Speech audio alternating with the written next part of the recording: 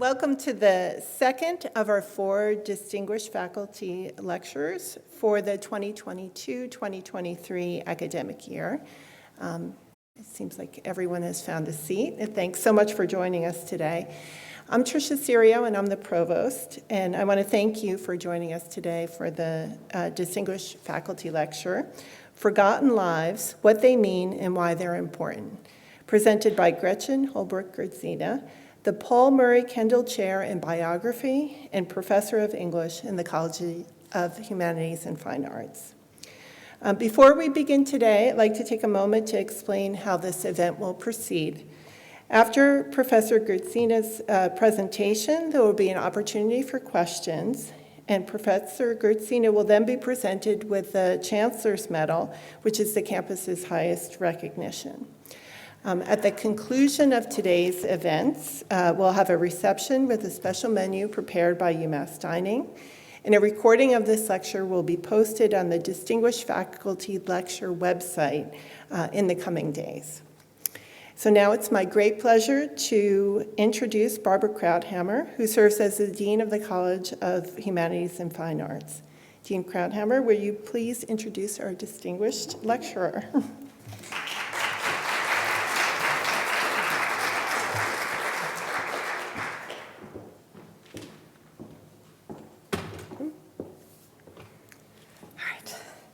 Good afternoon. Ooh, everyone's awake. It's really my great pleasure to introduce Professor Gretchen Gerdzina for the Distinguished Faculty Lecture. Gretchen Holbrook-Gerdzina is an internationally acclaimed scholar who's widely known for her work in British literary and cultural studies. She's dedicated her career to illuminating the lives of those who have often been forgotten. Her awards and distinctions are numerous, and it's seriously no exaggeration to say that if I began to list them, we would be here for the rest of the evening and never get to hear Gretchen speak. But I do want to note 2 of her more recent awards. In 2017, she was elected to the American Academy of Arts and Sciences, and then in 2019, she was elected to the American Antiquarian Society. Quite simply, Gretchen is a towering writer, scholar, and public intellectual. Throughout her career in higher education, Professor Gerdzina has held tenured positions at many leading institutions, including Vassar College, Barnard College, and Dartmouth College, and then, of course, at the University of Massachusetts Amherst. She began her time here in 2015 as the Dean of the Commonwealth Honors College. And in 2020, she transitioned to the College of Humanities and Fine Arts, where she is Professor of English and the Paul Murray Kendall Chair in Biography.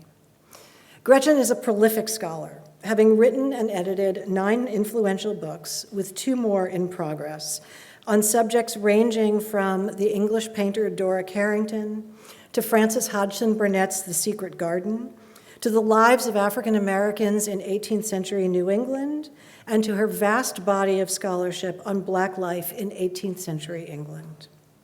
Gretchen's influence extends across the field of literary studies and has made significant contributions in the fields of history, art history, and African American studies. Her work is exciting and visionary, bringing to light unknown facets of the lives of well-known figures, as well as the lives of those who have been overlooked by history. Most recently, an updated edition of her book, Black London, Life Before Emancipation, was published in the UK under a new title, Black England, A Forgotten Georgian History. The new edition of her work features a foreword by the award-winning novelist and essayist Zadie Smith.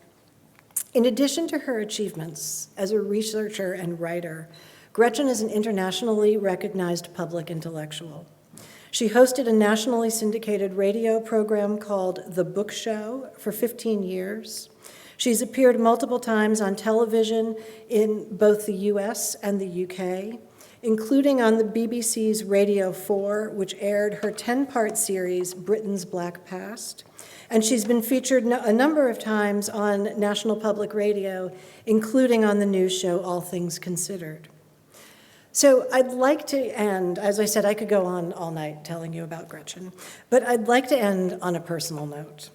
I remember very clearly at some point in graduate school reading Black London.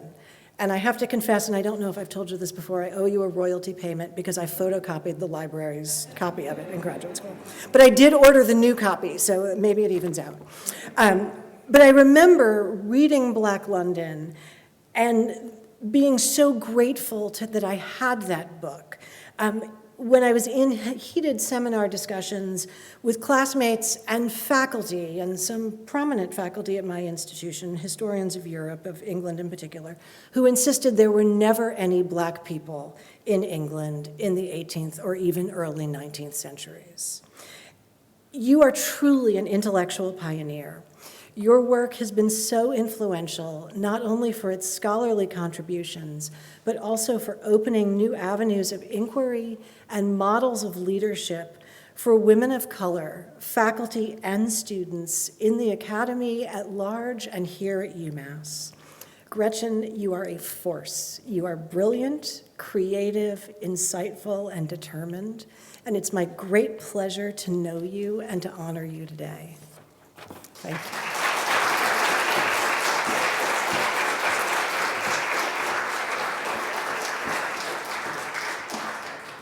Can I go home now? That seems like a great way to stop. Thank you, Dean Krauthammer. This is great. It's so interesting because we were deans together, and now you're my dean.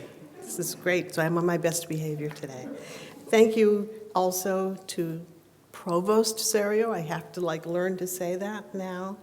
Also to Senior Associate Dean Joy Bowman of the College of Humanities and Fine Arts. Tricia, you have been a colleague. Barbara, you've been a colleague, and it's wonderful to have you both introduce me today. And to Swami, I am so happy to be receiving this honor from you while you are in your last year as Chancellor. I just got in under the wire. This is great. And for the several years when I worked under your incredible leadership. So thank you for everything, not just for me, but what you've done for the university. Thank you so much. Today, I would like to talk about forgotten people from the past, and in particular, those whose stories have a lot to tell us about how we became who we are today. I ask how some of these people influenced who we are, how we got where we are, and why that is important. I ask, does that matter? And if so, how? I'm spurred to this by what I see as the current troubling trend to discount history and learning about the past in favor of privileging the present and the future. But I also ask, how can we understand the present and the future without understanding and coming to terms with the past and the people who occupied it and shaped the present? I'd also like to talk a little bit about origin myths, the stories that have shaped the way we think about people and events that created the ways we think about our world today. These stories about the past often change when we learn about the forgotten people who populated it, who lived it, and whose lives tell truths underpinning it, lives perhaps forgotten now, but which are nonetheless still compelling and important. Although knowledge of history has to jostle with myths about the past, there is at the same time a huge surge in the numbers of people who want to learn about their personal family pasts, those forgotten or unknown people populating our family trees who form our personal origin stories. The popularity of mail-order DNA testing, television shows like Finding Your Roots, and online databases like Ancestry prove that there is a deep desire to know who and where we came from.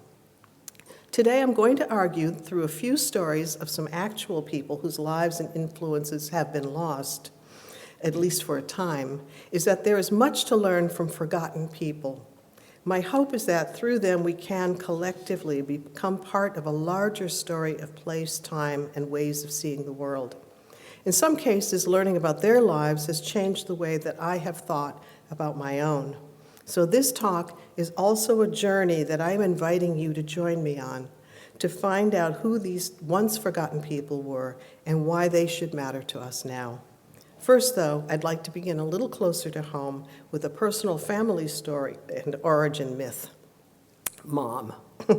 My mother always proudly declared, not entirely seriously, that she was a witch because she was born in Salem. They actually lived in Danvers, but her father was a fledgling Congregationalist minister. They later moved to Adams, Massachusetts, where he became the minister there.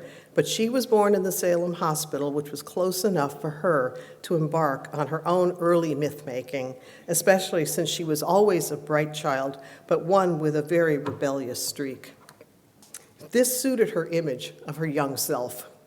This origin story of hers became so much of a family joke that we all, except for our father, who had his own origin story, participated in it. One year, my sister and I gave her a wooden plaque for the foyer of our house in Springfield that read, "My other car is a broom," which was ironic because she didn't have a car. In the mid-1960s, when popular culture ironically started to embrace the occult with TV shows like The Addams Family and The Munsters, our mother became a dedicated viewer of the show Dark Shadows, about vampires. We even shrugged it off when she brought home the first LP by Black Sabbath. And we held our tongues when she played it once and were relieved when she realized it was too much, even for her, and quickly put it away with the rest of her records, never, thank goodness, to be played again. Frankly, we weren't big fans of Ozzy Osbourne either, but we moved to Springfield when I was a small child, but by the time I went off to college, my mother became one of so many others who were influenced by the book and the original television series Roots and took up genealogy. The book and miniseries are widely credited with sparking the national passion for genealogy and family history research. Thus, she became a collector of forgotten lives. I came, like it or not, to inherit all those lives. 3 rooms in her house full of archival records, documents, diaries dating back to 1865, boxes of photographs and tintypes of long-gone ancestors dating back to the Civil War. What was I to do with those? All these mostly white people whose faces and words I knew, but who would no doubt be amazed to learn that someone like me would become the keeper of their lives and histories and papers.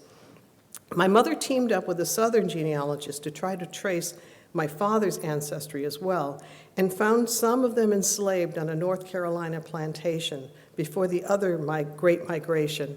The first was in the 17th century from England to America, when my mother's people arrived in 1635. So whenever people say, talk about being American, I say, when did your family get here? Just 15 years after the Mayflower. Yet the New England myths died hard for all of us, as when my mother's parents playfully dressed up as pilgrims for Thanksgiving. After retiring as a social worker, now as a well-respected and semi-professional genealogist, my mother spent years both traveling to do research, but also sitting at a table in the Springfield History Museum as a volunteer, helping visitors who were looking through archives and documents and had questions about local history and their own families. In some ways, then, she went full circle in her life, bookended by these locations and history, from her own deliberately amusing origin myth in Salem to the origins of the town of Springfield itself. For in 1651-2, Springfield had been the location of a prolonged and contentious witch trial. The story of Mary and Hugh Parsons, a Springfield couple accused of witchcraft, has recently been brought to public attention by the English historian Malcolm Gaskill in his compelling new book, The Ruin of All Witches. He says that his goal in writing books like this is to recreate the time and events through the mentality of the people living then, but not through our own modern mentality or interpretations about what caused the hysteria or the illnesses they suffered. He believes that the only way to understand people is to see them in their own time. Through Gaskell's research and telling, let's take ourselves back to the mid-17th century, to this new settlement straddling the Connecticut River, composed of people originally from Britain, struggling to make new lives under difficult circumstances on land that had belonged to their Native American neighbors with whom they still traded. Many witch trials had taken place in Old England as well as in Germany and France, and they spread to New England since there was so much traffic back and forth between the two locations, England and America. There weren't as many trials as some still think, but witches were accused close to here, not only in Springfield, but also in nearby Connecticut, in Holyoke, and in Hadley, among other places. The Springfield ones preceded the Salem witch trials by 30 years. They included men as well as women, as this story will show. Mary and Hugh are an unhappily married couple, both of them troubled people whose behaviors upset the fledgling town. They marry in 1645 and settle into their own home as a hard-working pair whose lives and marriage will unravel over the next 6 or 7 years. Mary, a servant originally from Wales, arrives first in eastern Massachusetts after her Catholic husband in England mistreats and deserts her, and she makes her way to the fledgling settlement of Springfield, run by the minister William Pynchon, originally from England, near another town there, also called Springfield. I grew up thinking that statue of Chapin was Pynchon, but it's not. Pynchon is entrepreneurial, trading with the Native Americans for beaver pelts that he ships to Old England, and organizing and running the new town on the Connecticut River. Mary is a very devout Puritan and a good domestic worker and servant. After several years, if she can get permission, she hopes to remarry. A promising young man, Hugh Parsons, has recently been lured to Springfield, where his expertise as a bricklayer is in great demand.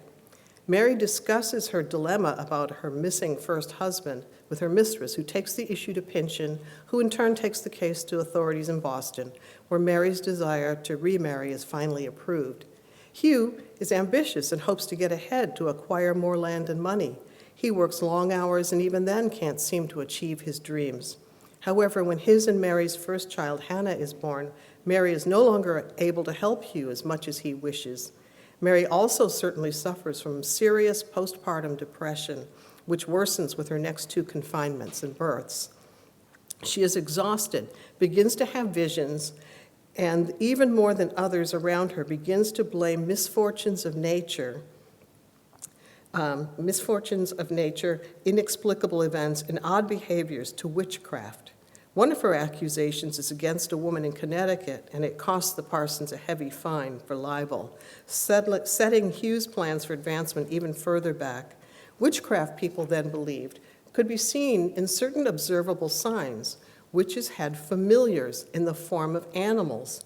Imps and others would feed from the teats of witches, male and female. Mary searches for all these, especially in the body of her unsuspecting, sleeping husband. At the same time that Mary is going through these illnesses and worries, Hugh becomes even more irascible, bad-tempered, and prone to threaten people, including Mary. His wife increasingly keeps no secret from her neighbors that she believes her husband is himself a witch. One sign seems to be that he shows no public remorse when their next 2 babies die. Others in Springfield ascribe crop failures, strangely colored milk, and disappearing items to him as well. But her strange behaviors also increasingly worry her neighbors, who see her as possibly possessed. Finally, both now accused as witches, they are sent off to Boston to be tried separately. When Hugh is walked through the streets to be taken away, a woman falls into a fit as he passes. In Boston, Mary, in her poor physical and mental state, confesses in the docket to killing her own child. And although this is unlikely at a time of great child mortality, we will never know if it is true. She dies in prison, cheating the Bostonians out of the spectacle of a public hanging. Hugh lingers in prison for several years, but when released, he moves away and survives, as does their daughter, Hannah. The Springfield of Pynchon, still well known, and Mary and Hugh Parsons, and until recently, until Gaskell's book, A Forgotten Couple, is not the Springfield that I had known. Mine was mid-20th century, not mid-17th century. It was a built-up place whose demographics had changed and continue to change. The people, including their religions and beliefs of the early Springfield area towns, were very different in my younger days than they are today. But the links to earlier centuries still existed in my youth. On my street, there were still iron hitching posts in front of many of the houses, including ours. Our neighbors on the corner had a 3-story barn behind their house. The Springfield Armory, just a few blocks away, still made rifles and was not yet a community college.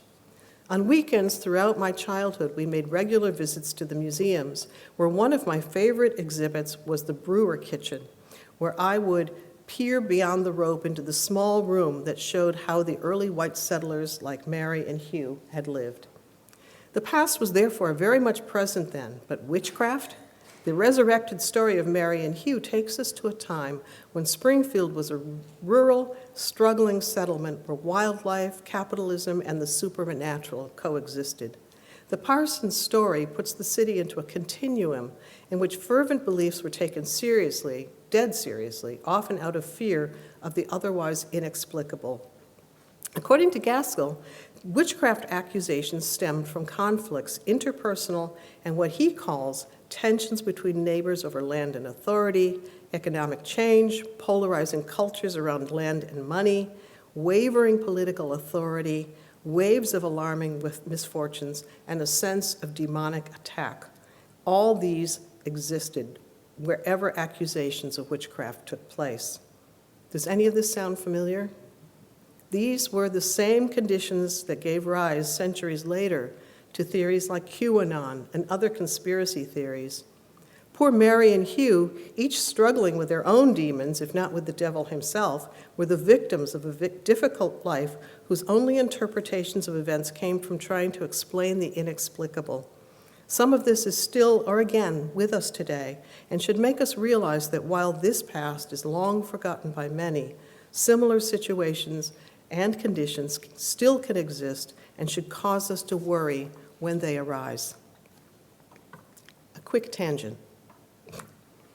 Many years ago, I was living in London and walked into a well-known bookshop in search of the newly issued paperback of Peter Fryer's magisterial book, Staying Power: The History of Black People in England. Unable to find it on the shelves, I approached one of the clerks for assistance. Perhaps this is someone you ran into, Barbara. "Madam," she said to me, "there were no black people in England before 1945.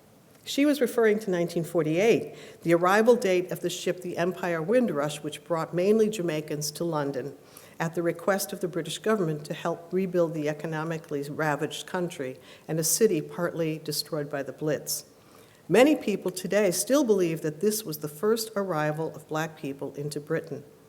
However, we now know that there were black Romans in Britain, some of them aristocrats, including the Emperor Septimius Severus. A whole project is now built around the story of John Blank, you can see him here, a trumpeter for Henry VIII, the first black person in England for whom we have an image. One of the remarkable documents concerning him shows that he demanded and received a pay raise from the Tudor king, and he was highly respected. Many books have been written about Britain's black history, including stories of the people about whom scholars have written over many years.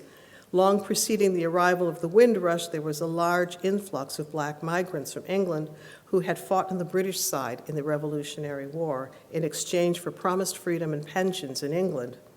Most of these promises weren't kept, and some of these men, because they were mostly men, had to resort to begging on the streets of London in order to survive. It's been estimated that in 18th century Britain, there were around 15,000 black people living there at a time when the British population was far, far lower than it is today.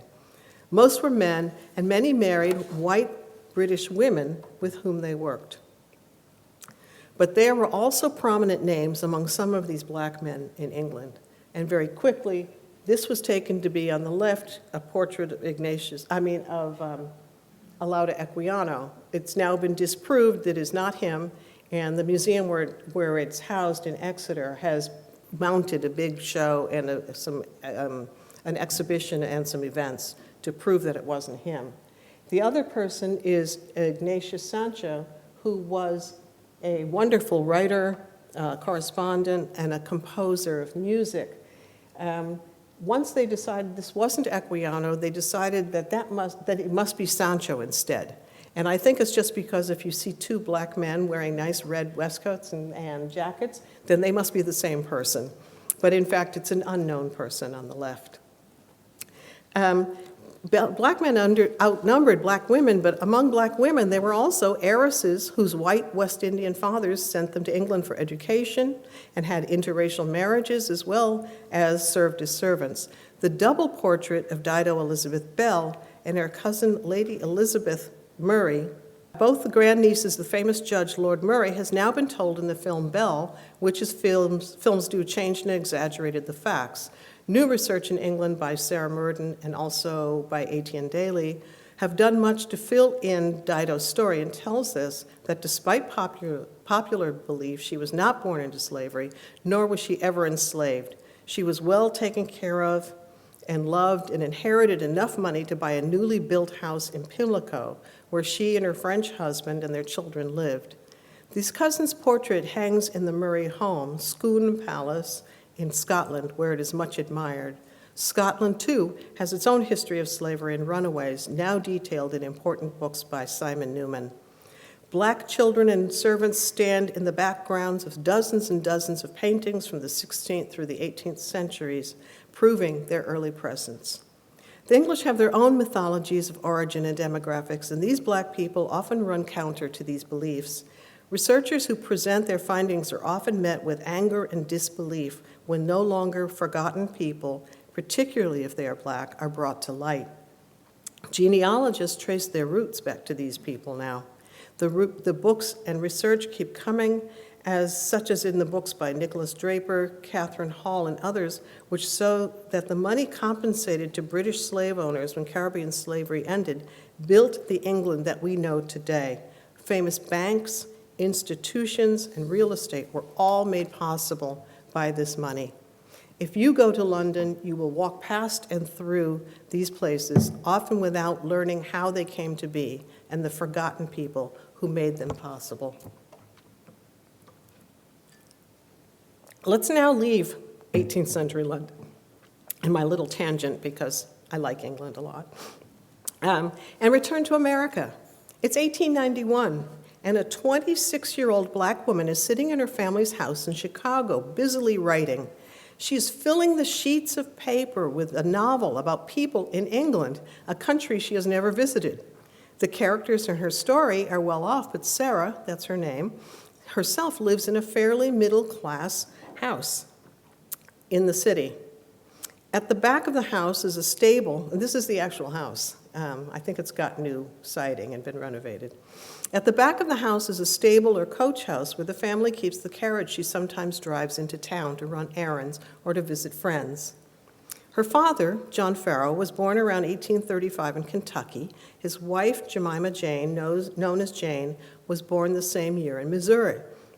It is not known whether they had ever been enslaved or how they met, but they left the South and are living in the Chicago area by 1859, when Sarah, their eldest child, is born. This was not only before the Civil War, but also long before the next Great Migration, beginning around 1910, which brought so many rural black Southerners to the northern cities.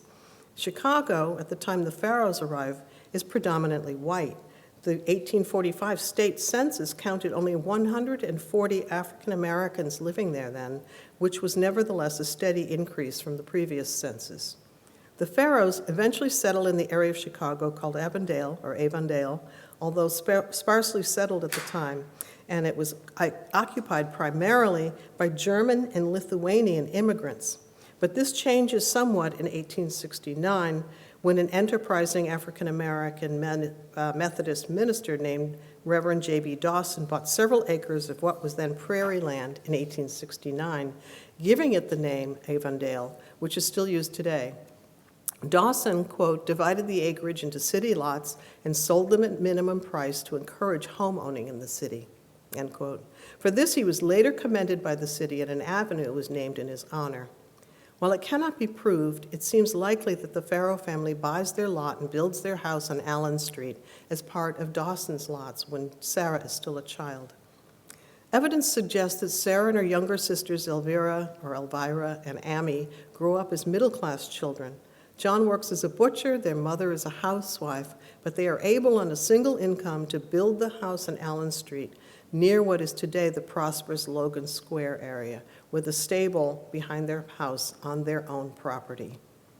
Published by the Chicago Company of Donahoe and Henneberry, her novel, True Love, is copyrighted in 1891, and it receives international publicity in 1892 when it nearly sells out its first printing. This publicity is entirely based upon Farrow's race. London's Daily Telegraph notes in January 27, 1893, that, quote, the first Negro novelist has appeared, Miss Sarah E. Farrow of Chicago, a woman of good education, aged about 26. This is a direct reprint of an earlier Washington Post announcement and those of earlier British newspapers. The Midland Daily Telegraph made the announcement months earlier, in May 1892, adding the unsubstantiated description of Farrow as being quite black of complexion. We actually have no idea what she looked like, so this is complete conjecture based on English assumptions. Farrow is not, of course, the first African-American novelist, but it's not clear how many knew this at the time, or whether Farrow herself knew of her African-American literary predecessors. The Afro-American Advocate out of Kansas prints a notice of its publication, as does, unsurprisingly, the Chicago Tribune. Subtitled A Story of English Domestic Life, there is no hint that in these newspaper mentions that the author of True Love is African American. These are the only place that we find that. And one of the only comments by Farrow herself, she cites her favorite and most influential authors as being the American Oliver Wendell Holmes and the wildly popular English novelists William Makepeace Thackeray and Charles Dickens. With these white writers of fiction in mind, Sarah too sets her book in England with all white characters and a rather naive American slant. Perhaps this is surprising on its surface to modern readers. However, it is quite possible that Farrow may have belonged to one of the many black reading groups and clubs formed around the country at this time. They read widely from Shakespeare to Douglas and Wells, and the women who belonged to them were often well-read and well-organized. True Love takes place in an imaginary England, perhaps modeled on the English novels she reads, one created by a young woman who is unlikely to have ever visited that country. The storyline is thin, and she regularly stumbles over national differences in language and culture. In her hands, the English live in mansions, count their money in dollars, and celebrate Thanksgiving. However, the fact remains that for a black woman to have a novel printed, bound, distributed, and publicized is a remarkable feat in the late 19th century. It also should make readers and critics reconsider what constitutes African American literature and whether a narrow focus on racialized subjects might be keeping us from discovering other early works by black authors. Perhaps because her book has no black characters, it later falls into obscurity, most likely because of our modern expectations surrounding race in literature. It is featured in the Chicago World's Exposition, but not in the so-called Negro Pavilion. So not surprisingly, the only scholarly article that I had read came in the 20th century and assumed she was white. The novel did not appear until I discovered it in my list of African American literature. I only learned about the book when I was sitting in the British Library looking at Victorian newspapers and ran across the first of these ads for the book and began to try to figure out who Sarah was and what was this forgotten novel. The search would take several years and involve a number of librarians and yield just enough information to put together a substantial article. The novel's now been republished in Project Gutenberg, thanks to undergraduates who read my article and said, yeah, I'm going to post that. And elsewhere. In fact, an English publisher contacted me and said, we want to publish this book. And I said, great, can I write the introduction? They said, oh, no, we've got somebody in mind. And I said, okay. And academics are beginning to write scholarly articles on it. In fact, I was asked to look at one and give my thoughts. The novel may have fallen to obscurity, but Sarah E. Farrow did not, at least in her native Chicago during her lifetime. She was a member of the Old Settlers Club, which honored her and her novel toward the end of her life. Sarah seems to have lived out her life, perhaps alone in the house that her family built, but she did, it appears, have a Black community that respected her achievement. There was a lot to learn from this forgotten woman and her forgotten novel. The answer to its neglect may lie in our assumptions about African American writers, that they inevitably write about race, that for Black 19th century writers there would be references to slavery and struggle, that their access to literacy, let alone the English Victorian literary canon, must have been limited. And yet Frederick Douglass himself published in his newspaper, without permission, Dickens' entire novel, Bleak House.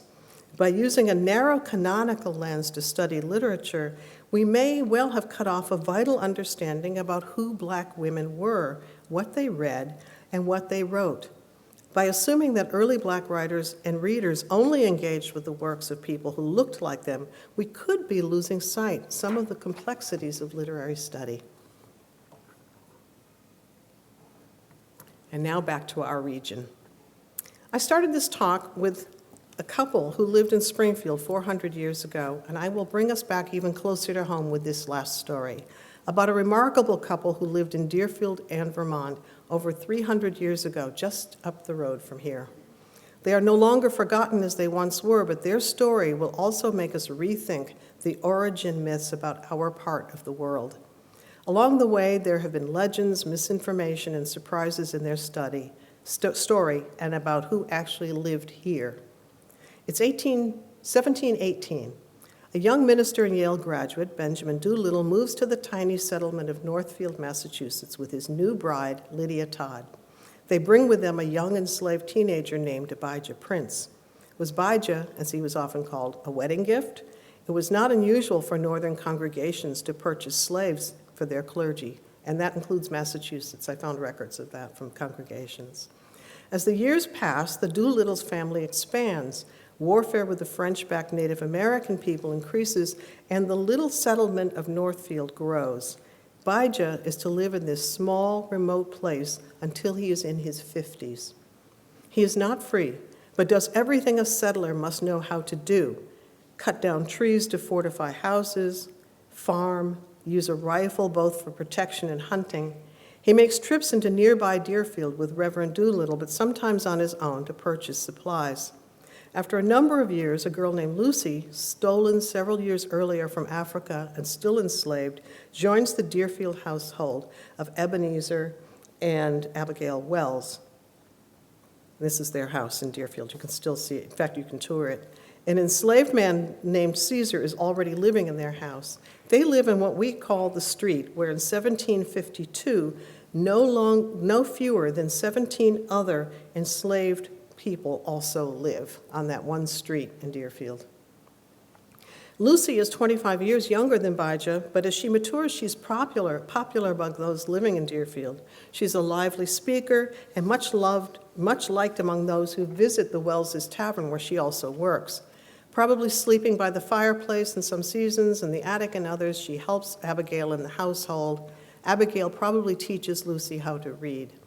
When Deerfield residents are attacked in a nearby field, Lucy, as a witness to the aftermath, composes a poem called Bar's Fight, which will be recited by school children for over 200 years, most of them not knowing that it was composed by a Black woman.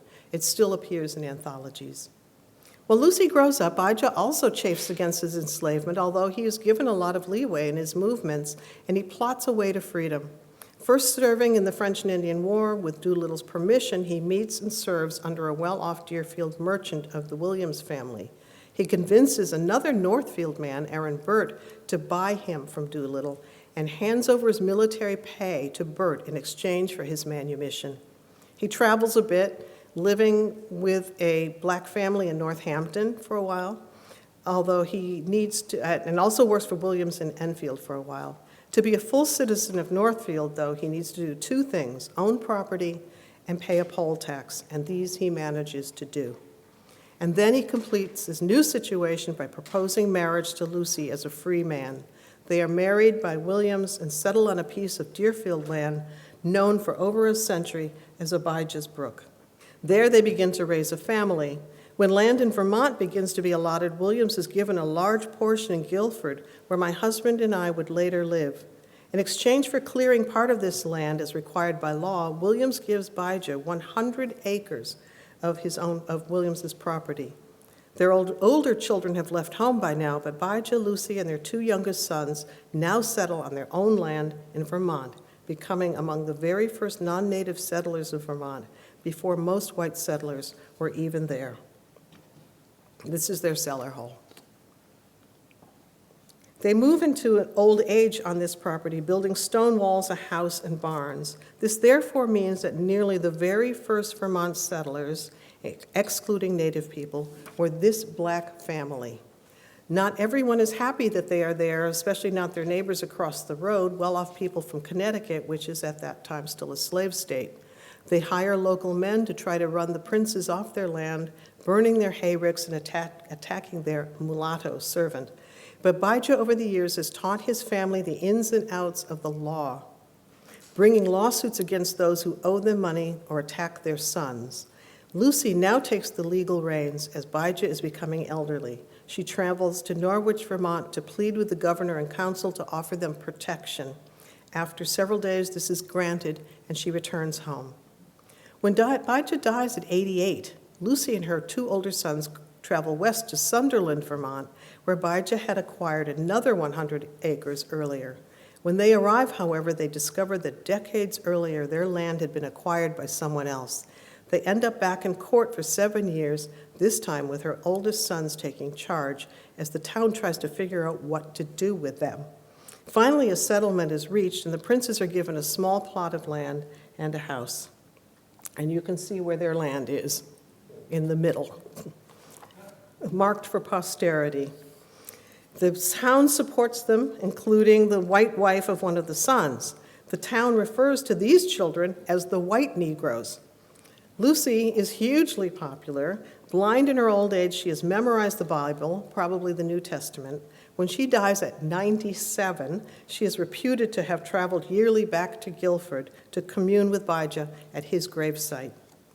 Theirs is a remarkable story, but as with that of Sarah E. Farrow, I have a very personal connection to it, one which will bring my talk today back to where it began. After getting a contract to write their story and frustrated by a lack of information, I mean, what do you do when there are no letters, no journals, no pictures? I did have a publicist for my publisher ask me if I had a photograph of them, and I had to point out that photography hadn't been invented at that point. One day I was going over yet again the family history of Benjamin Doolittle, the minister who brought Bijah to Northfield back in 1718. I decided to look at Doolittle's wife, Lydia. Her name of Todd seemed familiar, so I called my mother, the family historian, down in Springfield. Surely the dozens of binders she'd filled with archival family research would yield something. Don't get your hopes up, she warned as I got ready to drive down to her house. We sat in her living room with one of the binders, her finger tracing backward up the pages of our ancestors' information. And there it was. The sister of Lydia Todd, Doolittle's wife, was one of my direct ancestors. I was descended from a family that had owned Abijah Prince. And with that, a book was born, and the story of Bijah and Lucy became more completely and correctly known. My husband, Anthony, who was neither an academic nor a researcher, had joined me in the search for Bijah and Lucy a year or so earlier. But with this new discovery, everything changed. Forgotten or lost documents, hidden for 250 years, magically appeared. The story filled out. It was as though Bijah and Lucy had said to me, "We've been waiting for you. Tell our story." Today, the dirt road in Guilford, Vermont, where the princes once lived, is named for Bijah. 2 years ago, a marker honoring the princes was erected at the Vermont Welcome Center on Route 91. At the same time, the state government of Vermont declared July 11 Lucy Terry Prince Day. And the same thing happened shortly afterward in Sunderland, where another marker has been erected. Vermont school children now learn about the princes, their earliest settlers. Mary and Hugh Parsons, accused as witches in Springfield, the early Black people in London, Sarah E. Farrow, a forgotten novelist in Chicago, Lucy and Abijah Prince, a freedom seeker and a poet. All were once, but are no longer forgotten people. Those who write about them and rediscover them, and those who can now read about them, not only can find new meanings in the past, but can change the way that others perceive them as well. Because they were there, many of us are here now, whether we came from away or whether we grew up trotting paths that they once did. All of them, and so many others, need to be remembered. Lucy was a poet, so I would like to end with a poem written about her. It's by Gail Jackson, and it's called August. It takes as its underpinning Lucy's 1746 poem, Bars Fight, in which she had named the fallen in that attack. Jackson's poem also names Lucy's and Abijah's children and her life as a storyteller and a fighter for her family's rights. Lucy Terry Prince, 1724 to 1821, August. Now she appears, an old woman cresting a mountain on horseback, the horizon at the summit familiar as the climb, but at her age she considers it will not be many more times back and forth, twice a year, to his grave and the town where parts of their stories rest not in peace, but at least in their own ground. August was the 25th, 1746. What they'd remember was their own history, rhymed on the lips of a stolen child, bearing her slaved treasure, her own polished pain, hiding a gift in her mouth. Storyteller, troublemaker, Caesar, Drusilla, Tatnai, Deruxa, Abijah Jr. Marriage bought her out, and those children were more to fight for. 2 of the boys in the war, girl losing her mind in poems. What they'd remember was their own. She'd remember hers, the names of whom I'll not leave out. The wind runs with her, its mane tossing round each name, and Abijah's brook winks water in sight of her property, a tune in her head, a voice on the mind of her memory, all gone over her shoulder, over green mountains, over and over since that day, in a net, without her mother, without her father, since that ship she'd once stood and stood again, to stand, Lord knows, it's a long way from where she started. Thank you.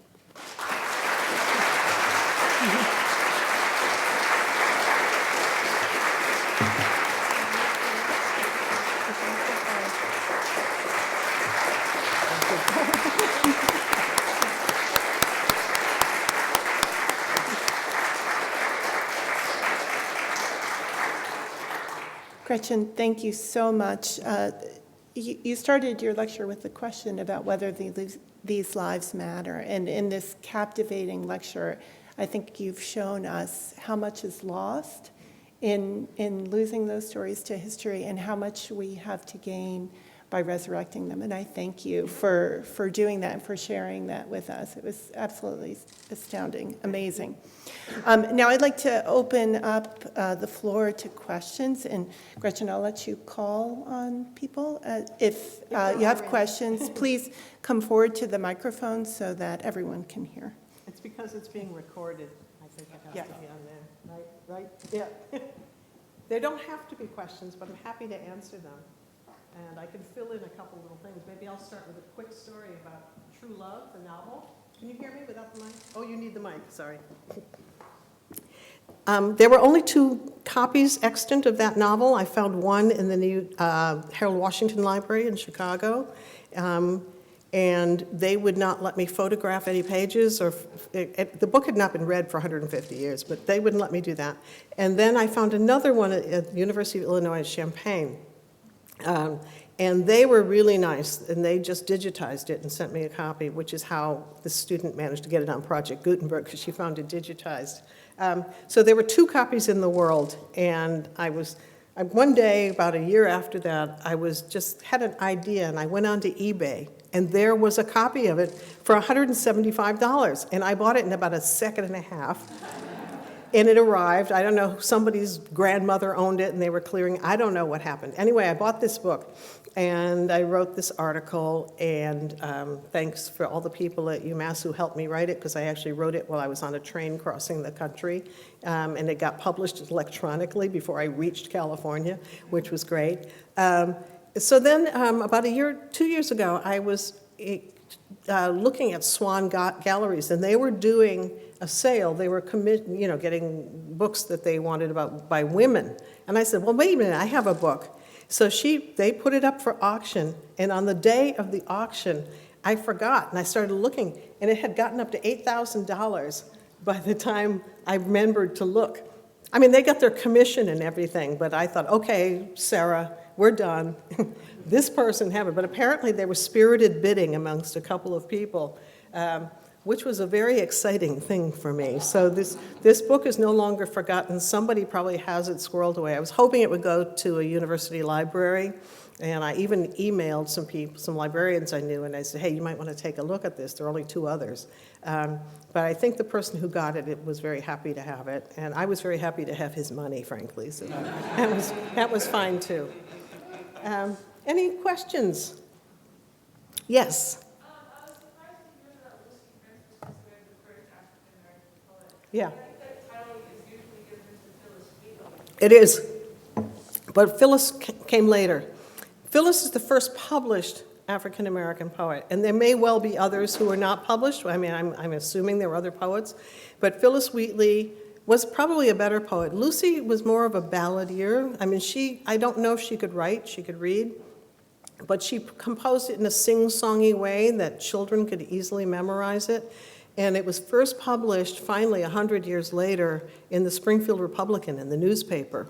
So, yes, but Phyllis Wheatley was a neoclassical poet. She traveled widely. She gets a lot of, she gets a lot of respect for all the wonderful things that she did. But Lucy was first. Yes, Sarah. Thank you so much for the lovely talk. So compelling and informative. I'm curious about the relationship between Sarah Farrell's depiction of domestic life and your sense of how domestic life was for Black workers in New England or in England. I have to start this off with, she was in Chicago, first of all. So and I don't have any sense of what it was like at that time for her. Facts about her life are precious few. I mean, it took me 4 years to just come up with basically the information I gave you. It's really, really hard to find. And I actually did have 2 years ago, a high school student wrote to me, I forget where it was, she's in the South, and she said her teacher had told her to write the biography of Sarah E. Farrell. And I said, you're not going to find anything. She had no notion of archival research. She had no idea that it'd take me several years to find that little bit. So all the contextual stuff, I know, especially since you work on some of this area, it would be wonderful for you to tell me what it would have been like with a small Black population and a middle-class family living in Chicago at that time. It would be a wonderful conversation to have. You may have to share that. Oh, you got the mic back. Okay. Oh, well, I think it's worth noting that Josephine Brown, who is the daughter of the famous itinerant lecturer and former fugitive slave, Yep. William Wells Brown's daughter traveled to Calais, France to join a teacher education program Right. in the 1840s, which was unheard of by and large for most American Black women, and then went to Woolwich, England, and had a school, was in charge of a school Yeah. of women, white women, who were older than she was for the most part. She was only 15, and so she was this really well-educated kind of child Right. prodigy of a fugitive slave prodigy, who, although his name is not as popular, was essentially on the same level as Frederick Douglass at the Yep. time. He was his direct contemporary. And so I think that Farrell is, in my mind, in conversation with folks like Josephine Brown, in the sense that Farrell, as an American, imagines New England life when there was really a Black woman and her little sister over in England doing really big things. There were a lot of Black women in England by 1840. She was not alone, and things were possible in England for Black women and men that were not possible here. So the black population, people thought it ended in the 19th century in England after abolition, but and I'm talking about abolition in the Caribbean, not American abolition, because it was much earlier. So it's a different world. England is a different world. Europe is a different world than America and a black family coming up from the South and moving to Chicago. But yes, it's a very different kind of time. But I'm not sure I think she would have known about William Wells Brown, but I'm not sure how much more she would have known about England. I mean, she's reading Dickens. You know. Any last question? I don't know how much time we have. Yes. Meredith?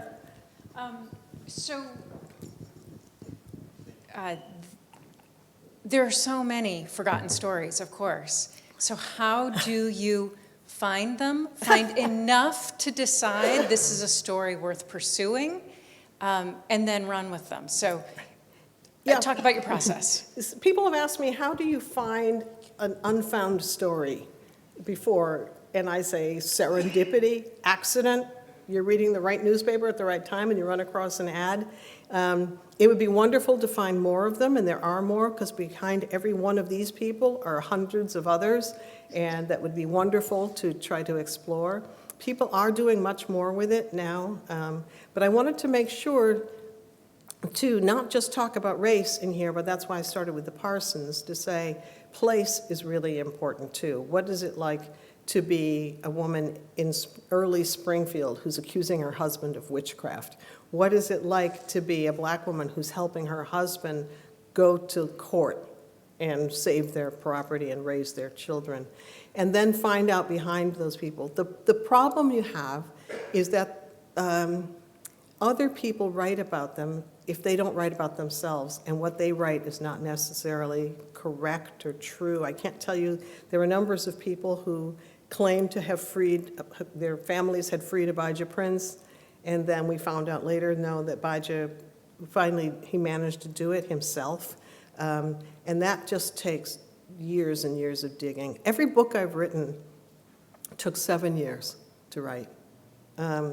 And the Prince story, I wrote it once thinking, I'm done, and my editor made me rewrite it 5 times. So all my students who are here, when we ask you to revise your papers, there's a reason for that, and it gets better every time. Any last question?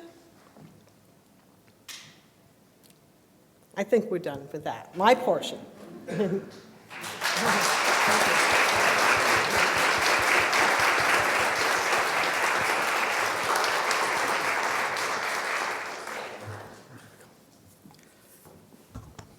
Professor Gerzina, thank you very much for that lecture, and beyond that, for all that you have done for UMass and beyond to the field of higher education and society in general. It's my honor now to present to you the Chancellor's Medal, which is the highest honor bestowed on any faculty member on the Amherst campus.